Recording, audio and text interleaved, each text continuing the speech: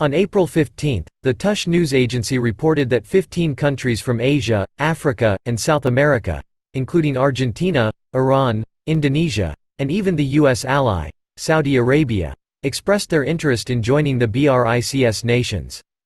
This indicates a potential wave of expansion for the BRICS. In the past, cooperation among BRICS nations was flourishing, with China, Russia, and Brazil even signing currency settlement agreements. During Brazilian President Lula's visit to China, he delivered an important speech to all staff of the new development bank in Shanghai on April 13, calling for the use of local currencies for settlements among BRICS nations. For Lula, one of the most important agendas of his visit to China was to enhance Brazil's political status globally.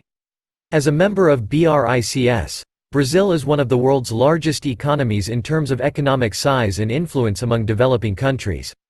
However, as a developing country, Brazil's position on the international political stage may not be as powerful as a medium-sized EU country in the international order dominated by the US-led Western developed countries. Therefore, President Lula's visit to China was an important agenda to raise Brazil's political status globally through deeper connections with China and other BRICS countries. President Lula wanted to enhance Brazil's international status, which is in line with Brazil's national interests and the expectations of the Brazilian people that he shoulders as president. However, this also raises a question of global unequal international order.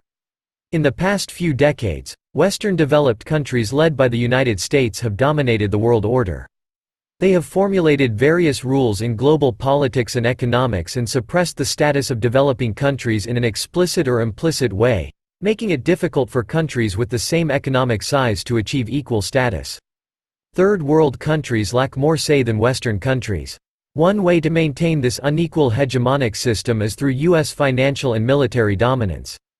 Among them, financial hegemony is the most fundamental because, without funds, the U.S. cannot maintain its vast and advanced military power.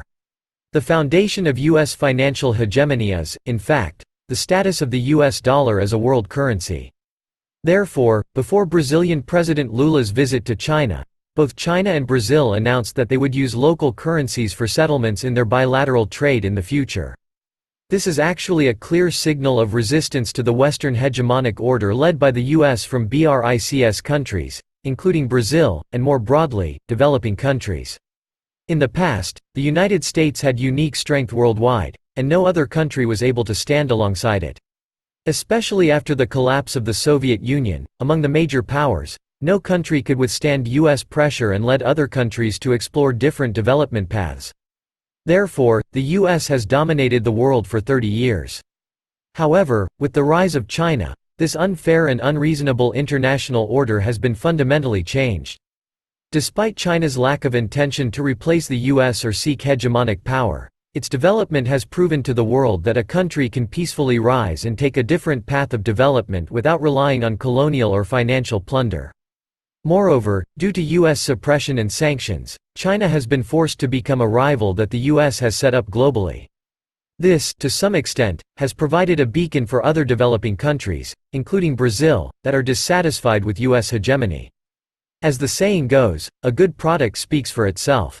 Although China has not actively sought to cultivate allies in the U.S.-China game and use the trust of developing countries to confront U.S. hegemony, its unusual existence has naturally attracted more developing countries to come closer to it, and this convergence is accelerating.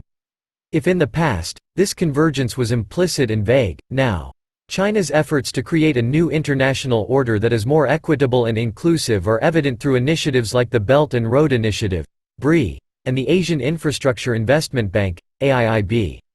These projects aim to foster economic cooperation and development among countries, particularly in Asia, Africa, and Europe. While the U.S. has criticized China's initiatives and accused them of leading to a debt trap for developing countries, many countries have welcomed the investments and opportunities for development. The fact that many countries are turning to China for economic cooperation and investment demonstrates a shift away from the traditional US-led order.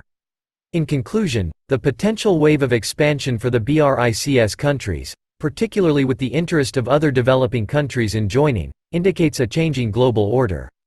The traditional US-led order, which has suppressed the status of developing countries, is being challenged by countries like China and the initiatives it is leading to create a more equitable and inclusive international order. The shift towards de-dollarization and the use of local currencies for settlements among developing countries is a clear signal of resistance to the Western hegemonic order. While the U.S. still holds considerable economic and military power, its self-destructive acts and inability to effectively suppress China's rise has exposed its weakness and helplessness.